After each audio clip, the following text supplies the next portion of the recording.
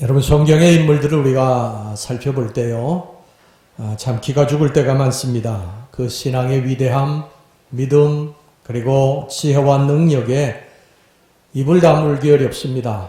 신앙의 인물들을 보고 나를 보면 참 한심하고요, 절망스럽습니다. 그런데 그들을 깊게 살펴보면 그들도 별반 우리와 다를 것이 없는 평범한 사람들이었음을 알 수가 있습니다. 그들도 우리와 똑같이 그들의 연약함 때문에 괴로워하고 그들이 저지른 죄로 말미암아 가슴 아파하는 아주 평범한 사람들이었다는 사실입니다. 그들은 하나님이 만든 사람들이지요, 원래 태어날 때부터 만들어져 나온 사람들이 아닙니다. 역사의 위인들도 마찬가지예요.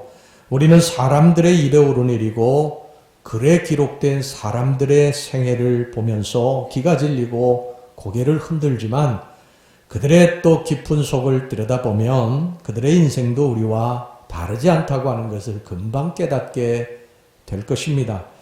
전 세계 가장 위대한 대통령으로 인정받는 미국의 제16대 대통령 에이브러함 링컨도 마찬가지입니다. 그의 위대함을 보면은요, 그는 태어날 때부터 뭔가 다른 사람하고 달랐을 것이다. 우리와는 아주 많이 달랐을 것이다. 그렇게 생각을 하지만 아닙니다. 그의 생애를 한번 이제 뒤돌아볼 텐데요, 전혀 그렇지 않습니다. 링컨은 1809년 켄터키주 호젠빌의 한 초라한 통나무 집에서 태어났습니다. 링컨의 아버지는 글을 모르는 떠돌이 노동자였고 어머니는 병약한 여인이었습니다. 링컨의 가족은 링컨이 7살 때 집을 잃고 쫓겨났습니다. 링컨의 어머니는 그가 9살 되던 해에 죽었습니다. 또한 링컨은 정규학교 교육을 거의 받지 못했고 링컨은 1831년에 사업가로서 인생의 첫발을 내디뎠으나 엄청난 실패를 맛보았습니다. 1년 후에 그는 주의회 의원에 출마했으나 역시 고배를 마셨고 같은 해 그는 직업을 잃었고 법대에 지원했으나 초라한 경력 탓으로 조석거리만 되었습니다. 그 치욕스러운 사건 이후에 몇몇 친구에게 돈을 빌려서 다른 사업을 시작을 했지만 그 해가 가기도 전에 그의 사업은 기울기 시작을 해서 결국은 문을 닫게 되었습니다. 링컨은 파산 신청을 할 수밖에 없었고 빚을 갚는 데 무려 17년이나 걸렸습니다. 1835년에는 앤 러틀리지와 열렬한 사랑에 빠졌으나 약혼하자마자 약혼녀가 죽어버렸고 그 다음에 링컨은 중증 신경쇠약에 걸려서 6개월 동안을 침대에서 보내야 했습니다. 1838년 링컨은 주의회 의장 선거에서 패배했고 2년 후인 1840년 대통령 선거인단 선거에서 패배했습니다. 3년 후에 의원에 출마했지만 또 실패했고요. 1846년 의회 의원에 재출마했고 이번에는 승리했지만 2년 후 재선에서는 완패하고 말았습니다. 1849년 주의 국유지 국장이 되고자 했으나 거절당했고 1854년 미국 상원의원에 출마했으나 다시 한번 실패했습니다. 1856년 전당대회에서 부총재직에 도전하였다가 100표도 얻지 못하는 치욕스러운 패배를 경험하게 됩니다. 1860년 링컨은 드디어 미국 대통령에 선출이 됐습니다. 얼마 후에 미국 역사상 가장 잔혹한 전쟁을 경험하게 되었지만 포기하지 않는 불굴의 인내로 전례 없는 정치적 성공을 거두어서 재선에도 성공을 했습니다. 하지만 슬프게도 남군의 리 장군이 항복한 지 5일 후 1865년 4월 14일에 암살되고 맙니다. 60세도 채 안 된 나이였습니다. 우리는 이런 사실들을 깊이 모른 채요, 링컨을 생각할 때, 링컨의 위대함을 생각할 때, 링컨은 태어날 때부터 그리고 자라올 때 엄청나게 화려한 그러한 이력을, 경력을 가지고 살아왔고 그리고 그의 삶이 위대한 삶이 되었다고 그렇게 생각을 합니다. 그런데 그의 생애를 우리가 지금 뒤돌아보았지만 전혀 그렇지 않습니다. 그는 수도 없이 실패했고 그것으로 인해서 낙심도 하고 절망도 하고요. 그의 삶은 실패와 그러한 고난의 연속이었습니다. 이제 오늘 우리는요, 위대한 신앙의 인물 바울을 좀 살펴보려고 합니다. 바울도 역시 바울 하면요, 우리의 신앙을 생각하고 바울을 생각하면 정말 기가 질릴 수밖에 없습니다. 세상의 좋은 조건이란 조건은 다 갖춘 사람, 세상에서 제일 최고의 학문을 가졌던 사람, 그리고 로마의 시민권을 가지고 부유한 환경에서 유복한 그러한 가정에서 자라온 그러한 사람, 또 율법으로는 바리새인 중에 바리새인 가말리엘의 그 후계자로서 큰 존경을 받던 그러한 사람. 그런데 그런 사람에 비하면 우리는 정말 보잘것 없어요. 바울은 이러한 세상적인 조건을 가졌음에도 불구하고 이 모든 것들을 다 버렸어요. 배설물처럼 버리고 오직 주 예수 그리스도 복음을 전하기 위해서 수도 없이 죽을 고비를 넘겼습니다. 고린도후서 11장에 보면 사도 바울이 겪었던 그 수많은 고난들이 거기 기록이 되어 있는데 우리는 한 가지도 사실은 경험하기 힘든 그러한 고난들이에요. 수도 없이 배고프고 수도 없이 그러한 핍박과 돌에 맞고 그리고 강과 바다의 위험, 엄청난 그러한 고난을 겪으면서도 세상의 모든 조건들 얼마든지 누리고 행복하게 살 수 있는 사람인데 그 길을 걸어갔다는 것입니다. 13편의 서신을 써 성경에 남긴 위대한 인물, 수많은 교회들을 세우고 하나님 앞에 올린 그러한 신앙의 위대한 믿음의 사람. 그를 생각하면요, 우리를 볼 때 절망적입니다. 그러나 그의 또 생애를 깊이 들여다보면 그도 우리와 별반 다를 것이 없는 아주 평범하고 죄가 많은 인생이었다 하는 것을 우리는 금방 알 수가 있습니다. 오늘 이제 우리의 지나온 이력을 좀 살펴보려고 합니다. 지나온 삶을 좀 살펴보려고 그래요. 그리고 이제 우리들이 삶을 앞으로 어떻게 살아야 할 것인가, 이것을 한번 점검하면서 은혜를 나누기를 원합니다. 자, 여러분 이 사도행전 6장을 보면요, 이 사도 바울이 어떠한 사람이었느냐, 과거에 어떠한 사람이었느냐 하는 것을 알 수가 있어요. 사도행전 6장에 보면 또 다른 신앙의 위대한 인물 스데반이 나옵니다.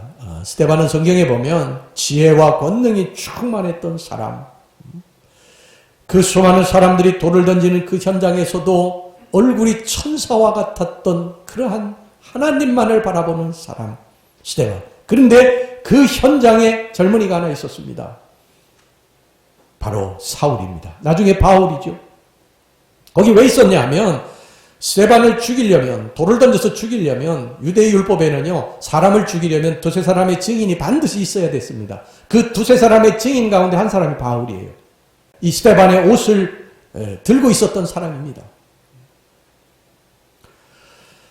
이 현장에서요, 바울은 이 스데반이 돌에 맞아 죽는 것에 대해서 당연한 것으로 여겼다고 성경이 말씀을 하고 있습니다. 사도행전 8장 1절 전반절 말씀 보겠습니다. 사울은 그가 죽인 다음을 마땅히 여기더라. 여러분, 돌에 맞아서 죽는 것을 본 적이 있으세요? 중동에는요, 지금도 이 팔레스타인에는 아직도 투속형이 남아 있습니다. 이란에도 남아 있고 탈레반에도 남아 있어요. 2011년인가 이 탈레반들이 이 투석형으로 사람을 죽이는 장면 동영상으로 돼가지고서 유튜브에 퍼져 있었죠. 그걸 보면 잔인합니다. 작년에도 동영상이 있어요. 작년에도 사람을 돌로 쳐 죽이는 그러한 동영상이, 작년에 동영상이 있습니다. 근데 여러분들에게 보여주는 너무 잔인해서 그 제가 오늘 보여드리지는 않습니다. 너무 잔인합니다. 더 스토닝이라고 하는 그런 영화가 있습니다. 1986년 프랑스 언론인이 프리든 사회부장은 이란 국경을 이렇게 차를 타고 가다가 차가 고장이 나가지고 그 인근의 이제 시골 마을에 잠깐 머물게 됩니다. 그런데 그에게 한 여인이 접근을 해와요. 그러면서 그냥 묻혀서는 안 될 사연이 있다고 그에게 좀 이 취재를 부탁을 합니다.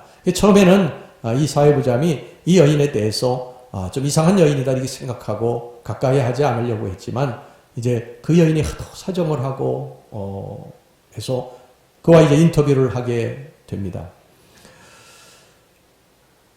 그녀는 전날 투석형으로 목숨을 빼앗긴 조카 사라야에 대한 믿기 어려운 이야기를 전합니다. 사라야는 두 아들과 두 딸을 둔 평범한 주부입니다. 그런데 그의 남편이 어린 소녀와 재혼하고 싶어서 이 자기 아내 사라야에게 이혼을 강요합니다. 근데 사라야가 반대를 해요. 이혼할 수 없다고 합니다. 그러니까 이 사라야의 남편이 모함을 합니다. 간통에 모함을 해서 동네 사람들을 회유해서 투석형을 받게 해요. 아무 죄가 없는 사라야가 이제 투석 현장으로 끌려갑니다. 투석을 어떻게 하냐면요. 뒤로다가 손으로 이렇게 묶고서 옷을 다 벗기고 그리고서는 하반신은 땅속에 갖다 묻어요. 묶고서는 꼼짝 못하게 하고 돌을 던지는 것입니다. 그 투석형을 받는데 그 남편하고 동네 사람들이 두 아들에게 그 사라야의 두 아들에게 돌을 던지라고 강요를 해요. 그래서 두 아들이 엄마에게 돌을 던지는데 그 마지막 장면이 너무 생생합니다. 그 엄마가 그 아들이 던지는 돌을 맞으면서 피투성이가 돼서 그 아들을 이렇게 쳐다보는 그 눈빛이 정말 처연합니다. 이게 더 스토닝이라고 하는 영화인데요. 사실 그 영화에는요, 멀리에서 이렇게 돌을 던지는 거로 되어 있지만, 실제 그 투석형은요, 가까이에 바로 여기 앞에 있는 데서 돌을 던져가지고, 여기를 다, 온몸이 다 찢어지고 터지고, 그래서 죽습니다. 이 탈라반들이 그 동영상 찍은 거 보니까 그래요. 바울이 바로 이 현장의 증인으로 있었던 사람이에요. 이렇게 잔인했던 사람입니다. 사람이 돌에 맞아 죽는 것을 당연히 여겼던 사람. 조금도 마음에 거리낌이 없이 사람 죽는 것에 대해서 눈 하나 깜짝하지 않았던 그런 사람이 바울입니다. 바울은 길리기아 다소 사람이에요. 여러분 이 지도를 좀 보면은요, 터키의 남부 쪽에 있어요. 저 동그라미 친 곳이죠. 그게 터키의 남부 쪽에 있습니다. 이것은 뒤에 북쪽에 토로스 산맥이 이렇게 가로막혀 있어가지고 아주 안정적인 항구입니다. 그래서 이쪽 사우디라든지 뭐 이란이라든지 이라크라든지 이런 곳에서 무역 상인들이 거기다 배를 타고 와가지고 이제 로마 쪽, 이탈리아 쪽으로 이제 가는 그런 아주 무역 항로였어요. 그러니까 뭐 굉장히 부와 이 상업 경제가 발달했던 그런 지역이었습니다. 근데 바울이 거기서 태어났어요. 길리기아 다소에서 태어났고 거기서 자랐습니다. 거기에서 누구에게 공부를 했느냐? 가말리엘에게 공부를 했어요. 최고의 지성인 가말리엘의 문화생이었습니다. 율법으로는 바리새인 중에 바리새인이었어요.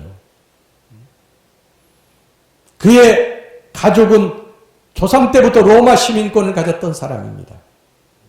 굉장히 부와 권세를 가졌던, 그것을 누리고 살았던 그런 사람이었어요. 사도 바울은.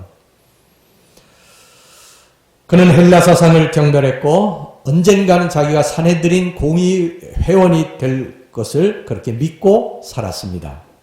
당시에 예루살렘은 이 마가다락방의 성령의 기름 부음, 불같은 성령의 역사로 말미암아 베드로와 그리고 제자들을 위시한 이 사람들이 복음을 전함으로 말미암아서 수천 명씩 그냥 다 회개하고 예수를 믿어서 예루살렘이 난리가 났었습니다. 그 당시에.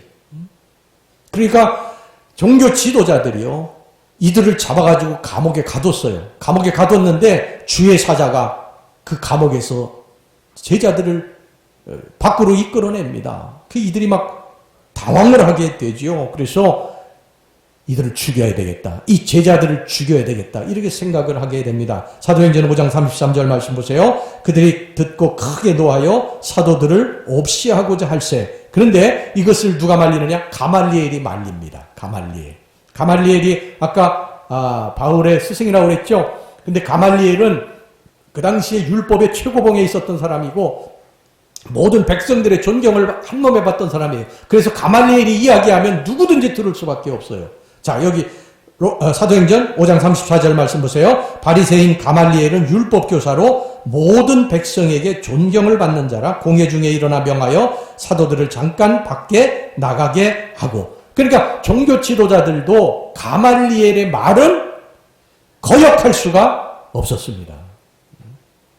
그래서 어쩔 수 없이 사도들을 채찍질해서 이제 풀어줬어요. 풀어주면서 다시는 예수를 전해서는 안 된다. 아주 그냥 그렇게 엄히 명하고 그들을 내보냈어요. 그런데 등짝이 다 찢어지는 채찍질을 당한 이 베드로를 위시한 제자들은 나가서 계속해서 복음을 전하게 됩니다. 어떻게 이게 그럴 수 있겠습니까? 자기들은 또 잘못하면 또 끌려와서 죽을지도 모르는 그런 상황인데 어떻게 그럴 수가 있겠어요? 이게 도대체 어떻게 이런 일이 일어날 수 있습니까? 자, 여러분 보세요. 베드로는 불과 50일 전에 예수를 저주까지 하고 부인하고 도망친 사람이에요. 나는 예수를 모른다. 예수 알면 내가 저주를 받는다. 그러면서 예수 모른다고 저주까지 하면서 도망친 사람이에요. 제자들 예수님 다 버리고 도망쳤습니다. 그런데 이들이 지금 예수가 살아나셨다고 복음을 전하고 있는 거예요. 그들을 죽일 수도 있는 그러한 사람들 앞에서 너희들이 십자가에 달아 죽인 예수가 다시 살아나셨느니라 그러면서 복음을 전하는 것입니다. 그러니까 막 사람들이 너무너무 놀랬죠. 아니 저거 옛날에 그 어부무식한 베드로 아니냐? 어떻게 저들이 저렇게 변했느냐? 어떻게 그렇게 변했습니까? 그들이 마가다락방에 성령을 받게 된 줄 믿으시기 바랍니다. 마가다락방에서 성령을 받게 된 거예요. 성령이 사람을 이렇게 바꾸는 것입니다. 여러분 지금 뜨뜻미진하게 신앙생활하는 분들이요. 찬양할 때도 그냥 입만 뻥긋뻥긋하고 기도하지 아니하고 그냥 그러는 사람들 여러분 성령 받으면요. 완전히 달라집니다. 완전히 달라져요. 제자들 보세요. 제자들 보세요. 죽음이 두려워가지고 예수 부인하고 예수 저주하고서 꼭꼭 숨었던 제자들이요.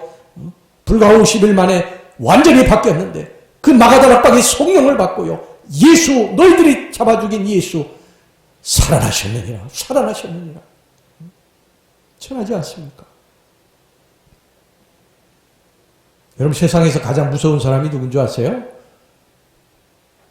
세상에 제일 무서운 사람은요. 죽음을 두려워하지 않는 사람 제일 무서운 사람이에요. 그런 사람은 당해내지 못합니다. 여러분 깡패 두목은 누가 두목되는 줄 아세요? 싸움을 잘하는 사람이 깡패 두목이 되는 게 아니에요. 죽음을 두려워하지 않는 독종이 깡패 두목이 되는 거예요. 죽여라 죽여. 이렇게 하면 도망가는 거예요. 죽음을 두려워하지 않고 불사하고 달려들고 사업하고 직장 다니고 그러면요. 당해낼 수가 없습니다. 그런 사람은 어떻게 당해냅니까? 제자들이 복음을 전하는데 목숨을 내놨는데 그걸 누가 감당합니까? 그러니까 그들이 뭐라고 합니까? 저들은 세상이 감당할 수 없는 자들이라고 성경이 그렇게 말씀하잖아요. 세상이 감당하지 못하는 거예요. 여러분 올해 우리들에게 이 성령의 바람이 불어와서 우리들의 심령과 이 교회의 완전히 새로워지는 역사가 일어나기를 주의 이름으로 축원합니다. 성령 받으면요 우리가 완전히 이렇게 달라지게 됩니다. 사울도 이 예루살렘의 이제 사정을 들었을 것입니다. 아마 화가 머리끝까지 났을 거예요. 속이 부글부글 끓었을 것입니다. 가말리엘 자기 스승이 그들을 풀어주라고 한 것은 죽이지 말라고 한 것에 대해서 아마 굉장히 마음에 들지 않았을 거예요. 그런 증오의 마음이 결국 스데반의 순교의 증인이 되게 만들지 않았을까 생각을 합니다. 바울 그 위대한 신앙의 인물 바울만 이야기하면요 기가 질리고 언제 나는 바울과 같은 사람이 되나 도저히 따라갈 수 없다 그러는데 바울의 지나온 이력을 살펴보니까 우리와 별반 다르지 않아요. 그도 죄가 많은 허물 많은 하나의 평범한 인간이었던 것을 우리가 알 수가 있습니다. 그런 나중에 은혜 받고 그렇게 고백하지 않아요. 내가 죄인 중에 괴수입니다. 그거는 그냥 빈말로 해본 말이 아니에요. 정말 그렇게 생각했던 거예요. 또 정말 그렇게 삶을 살아왔던 거예요. 바울과 같은 위대한 인물이 한때 이렇게 야만적이고 잔인한 사람이었다고 하는 것을 누가 상상이나 했겠습니까? 이제 우리의 지나온 이력들을 좀 이제 살펴보는데요. 인간의 보편적인 이력입니다. 우리의 지나온 인생의 삶을 뒤돌아보면서 우리가 은혜를 나누겠습니다. 첫 번째입니다. 사람은 누구나 다 어두운 면을 가지고 있다는 사실입니다. 사람은 누구나 다 어두운 면을 가지고 있습니다. 우리 인간의 눈에 보이는 그 사람이 전부가 아니에요. 로버트 루이 스티븐슨이 쓴 지킬 박사와 하이드라고 하는 유명한 책이 있죠. 이 지킬 박사와 하이드, 지킬 박사 같은 사람인데 지킬 박사가 낮에는요 사람들을 돕고 선하고 착하고 의롭게 살아가는 사람이에요. 사람들이 다 칭찬합니다. 박수 쳐줍니다. 그런데 밤만 되면 달라져요. 그에게 숨겨놓은 사람이 있어요. 하이드 숨겨놓은 사람이 있습니다. 완전히 달라집니다. 잔인하고 교활하고 음란하고 완전히 달라져요. 여러분 이것이 우리의 모습이 아닙니까? 우리는 앞에서 웃고 또 뒤에서 비수를 들고 있을 때가 없어요? 앞에서는 칭찬하고 박수치고 뒤에서는 언제 죽일까 음모를 꾸미고 있을 때는 없습니까? 여러분 다른 사람이 나를 훌륭하다고 칭찬을 합니다. 저 사람은 선한 사람이라고 착한 사람이라고 이로운 사람이라고 신앙이 좋은 사람이라고 그렇게 칭찬을 해요. 그런데 사람들이 모르는 또 다른 내가 있어요. 숨겨져 있어요. 그거는. 사람들이 몰라요. 사람들은 우리의 겉모습만 보고 판단합니다. 그런데 정말 무서운 건 숨겨진 사람이 있다는 거예요. 우리 옛말에도 있지 않습니까? 10길 물속은 아는데 한 길 사람 속은 모른다고. 몰라요. 우리는 몰라요.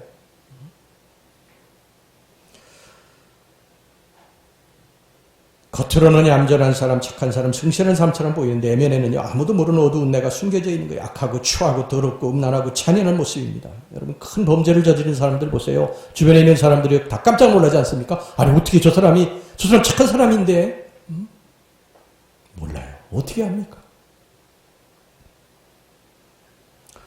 일본 사람들은요 속에 있는 마음을 잘 드러내지를 않아요.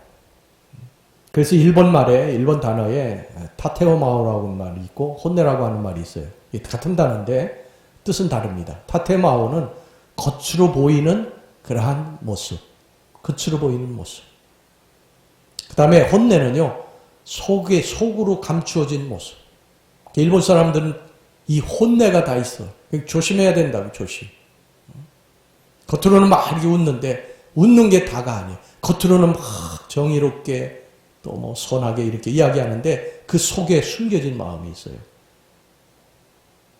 일본 단어에 그게 있습니다. 우리의 모습, 겉으로 보이는 모습은 어떻게 보면요 우리의 진짜 모습이 아닙니다. 사람들에게 보이기 위한 꾸민 모습이에요. 바리새인이 그렇지 않습니까? 바리새인들은 사람들이 많이 모인 곳에서 가운을 입고 거룩하게 기도하고 금식하고 헌금하고 그랬지 않습니까? 사람들은 그들에게 박수를 보냈어요. 대단하다고, 신앙이 좋다고, 믿음이 좋다고 존경했어요. 근데 주님은 그 속을 본 것입니다. 이 악한 자들아, 위선자들아. 위선자가 뭔지 아십니까? 가면을 쓴 자들이라니. 가면을 쓴 자들. 여러분 우리는 사람들에게 어떻게 보일까에 굉장히 관심이 있어요. 저 사람이 나를 어떻게 봐줄까? 그러나 더 중요한 게 뭡니까? 하나님이 나를 어떻게 보실까? 이게 더 중요한 것입니다.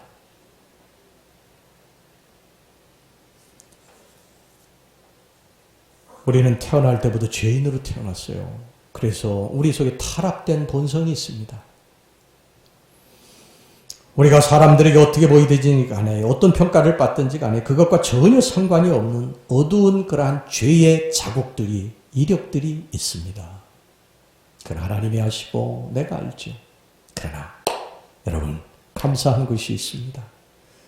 우리 예수님께서는 우리가 우리의 죄를 잡아가면 우리의 모든 지나온 이력, 더럽고 추한 이력을 깨끗게 해주신다는 것입니다. 깨끗게 해주신다. 그리고 새로운 피조물이 되게 해주신다는 것입니다. 할렐루야.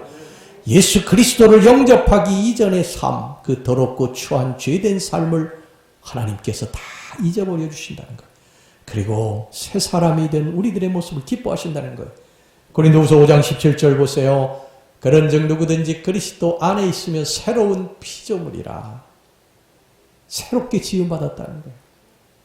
이전 것은 지나갔으니 보라 새 것이 되었도다. 우리가 여러분 예수님 영접하기 전에 어떤 삶을 살았는지 그거는 나와 하나님만 알면 돼. 지나간 과거기 때문에 그거를 막 사람들에게 세세하게 그렇게 간증할 필요가 없습니다. 간증하면 안 돼요. 아주 세밀한 부분까지 막 간증을 하면 안 돼요. 실제로 있었던 일인데요. 아주 옛날에 어떤 젊은 여인이 시골교회 담임전도사님을 사랑했어요. 짝사랑했어요. 그래가지고 몇 번 계속 구애를 했는데 그 담임전도사님이 안 된다고 거절을 했습니다. 새벽기도 마치고 이제 나오는데요. 그 여인이 그 전도사님을 꽉 다리를 붙잡은 거예요. 그래서 여기를 벗어나려고 그러다가 옷이 찢어졌어요. 요셉하고 똑같은 현상이 일어난 거예요. 그래서 이 전도사님 도망쳤습니다. 도망쳤는데 이 여인이요. 화가 머리끝까지 나서 그때부터 동네 사람들에게 이 전도사가 자기를 강간하려 했다고 그러면서 막 옷 찢어지고 막 이런 더러운 것들 다 보여주고 그렇게 했어요. 실제 요셉과 같은 일이 일어났습니다. 그래서 그 담임 전도사님이요. 동네에서요. 물매를 맞고 쫓겨났어요. 쫓겨나고 목회도 못했어요. 그러게 세월이 흐른 후에 이 여인이 어느 집회 갔다가 은혜를 받게 됩니다. 은혜를 받게 돼요. 그리고 자기의 지나온 죄, 주의 종을 그렇게 모함했던 죄에 대해서 하나님 앞에 회개하고 그리고 사람들에게 간증을 하러 나와가지고 그 얘기를 간증을 했네. 어떤 일이 일어났을 것 같습니까? 어느 누구도 그 여인을 쳐다보려고 하지 않았어요. 못된 뭐라. 그러면서 이 여인 외톨이가 됐어요. 여러분 간증은 우리가 예수 믿기 전, before, 예수 믿은 후에, after 이거를 이제 간증을 하는 건데 예수 믿기 전에 그것은요 나 같은 죄인 이것만 하면 됩니다. 여기에 너무 치우쳐가지고 뭐 그걸 뭐 그냥 이렇게 풀어내면 그건 잘못된 거예요. after 그 다음에 우리가 예수 믿고 나서 하나님이 나에게 부어주신 은혜에 대한 간증이 많아야 됩니다. 할렐루야. 항상 그러셔야 됩니다. 막 그런 것들을 막 심하게 그렇게 이야기를 하면 안 돼요. 여러분 목사에게도요. 무슨 그런 이야기할 때요. 세심한 것을 이야기하면 안 됩니다. 제가 어느 얘기는 못하지만 그런 걸 듣고 나서요. 얼마나 괴로웠는지 몰라요. 저 혼자.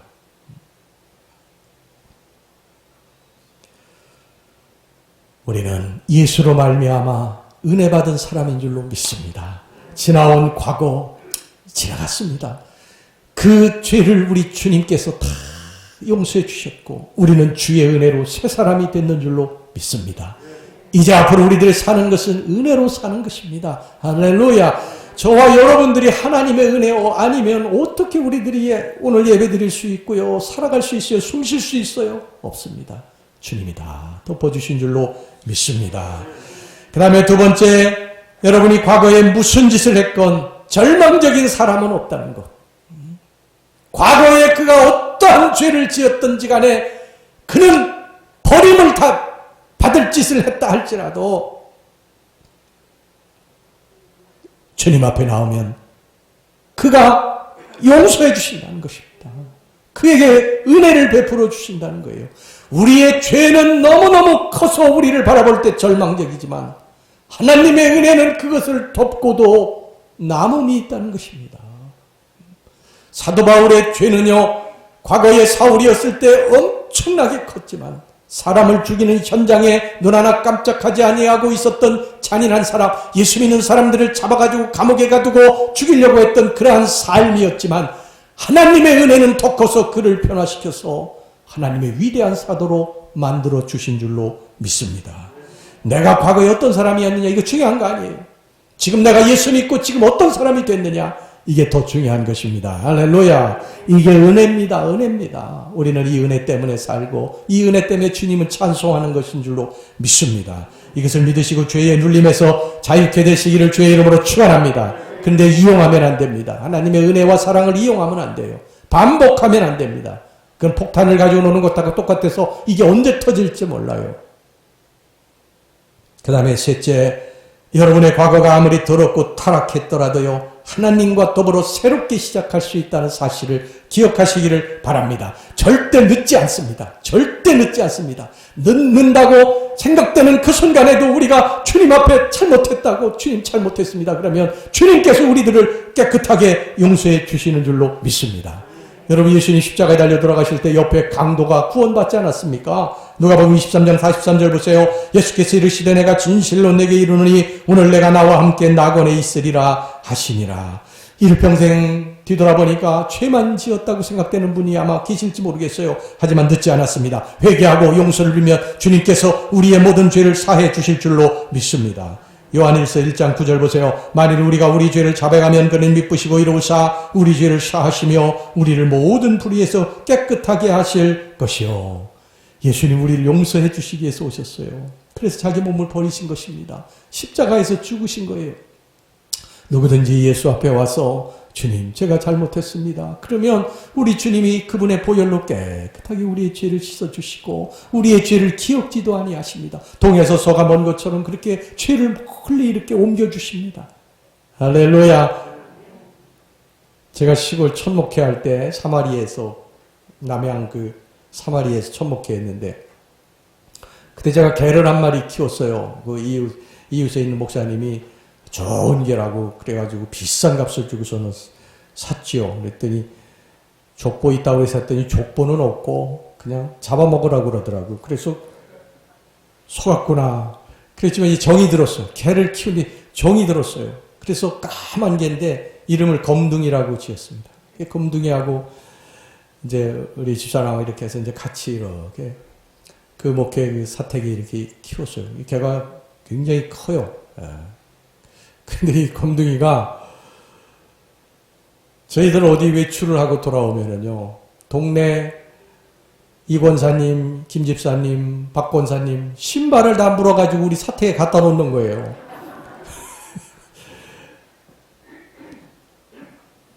주인님 신발이 시원찮아 보였는지 하여간 동네 신발은 다 물어다가 거기다 놓는 거예요. 그러면 이제 그거 찾아가지고 또 막 갖다 주고, 이게 이제 몇 번 되풀이 되다 보니까 제가 안 되겠더라고요. 그래서 그 검둥이에게 신발을 이제 제가 이렇게 딱 들고 입에다가 너 이거 다시는 물어가지고 여기 갖다 놓지 마. 이제 그러고서 좀 야단을 쳤어요. 그리고 저는 이제 잊어버렸죠. 그런데 이 검둥이가요, 그 다음부터 저를 보면은요, 이렇게 슬금슬금 피해요. 제가 가까이 가면은 꼬리는 흔드는데 옛날처럼 막 툭벌떡 이렇게 달려들어서 제 품에 안기질 않아요. 그때 제가 퍼뜩 깨달은 게 있습니다. 똑같은 적용이에요. 우리가 하나님 앞에 죄를 지으면 하나님 품으로 뛰어들지 못합니다. 자식들도 그렇지 않습니까? 부모에게 어떤 잘못을 저지르면요, 뭐 사달라고 담대하게 말하지 못하지요. 그런데 문제는 뭐냐면 그 개가 저에게 뛰어들진 않았지만 저는 그걸 다 잊어버리고 있었던 거예요. 우리가 하나님 품으로 우리 죄 때문에 뛰어들지는 못하지만 하나님 우리 죄를 기억지도 아니하십니다. 할렐루야.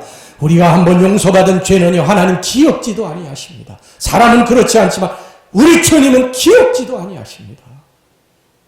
이 좋으신 주님을 찬양합니다. 그래서 우리는 지금 살고 있는 것이죠. 제가 늘 말씀드리지만 우리의 지나온 이력을 사실 여기 스크린에 비춰서 여기 앉아있을 사람이 누가 있겠습니까? 부끄러워서. 근데 주님이 이걸 깨끗하게 도말해 주셨다는 것입니다. 도말해 주셨다는 거예요. 여러분, 우리의 과거 어떤 것 때문에 상처받고 있고 괴로워하고 있을지도 모르겠어요. 아마 여러분들은 그것에 매여가지고 아무것도 못하고 그 죄짐에 눌려서 힘들고 어려운 삶을 살고 매일 술로 보내고 있는 사람이 있을지도 모르겠습니다. 하지만 주님이 여러분들을 그 진흙탕에서 건져내신 것을 믿으시기 바랍니다. 할렐루야.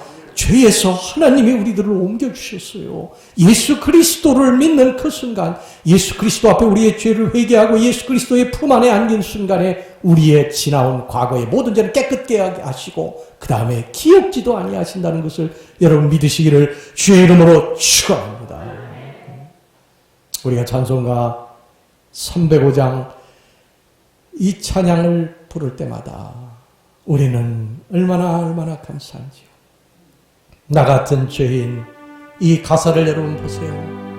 나 같은 죄인 살리신 주 은혜 놀라와 잃었던 생명 찾았고 광명을 얻었네. 큰 죄악에서 건지신 주 은혜 고마워. 나 처음 믿은 그 시간 귀하고 귀하다. 이제껏 내가 산 것도 주님의 은혜라.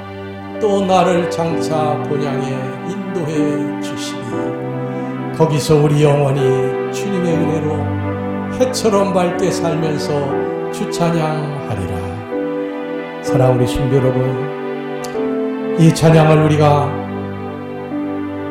죄인이었다가 주님으로부터 용서받고 구원받은 이 기쁜 마음으로 부를 때 우리가 이 눈물 없이 이 찬양을 어떻게 부를 수가 있겠습니까? 내가 죄인이었었는데 하나님이 나 같은 죄인을 용서해 주셨구나. 이것을 깨닫게 될 때에 이걸 어떻게 우리가 눈물 없이 부를 수가 있겠어요? 오늘 이 찬양을 우리가 이제 같이 부를 것입니다. 이 찬양 속에서 하나님의 은혜에 감사하고 하나님을 소리 높여 찬양하고 우리의 삶이 하나님을 영화롭게 하고 하나님을 찬양하는 삶으로 바뀌어지기를 주의 이름으로 축원합니다. 우리 같이 찬양합시다. 나가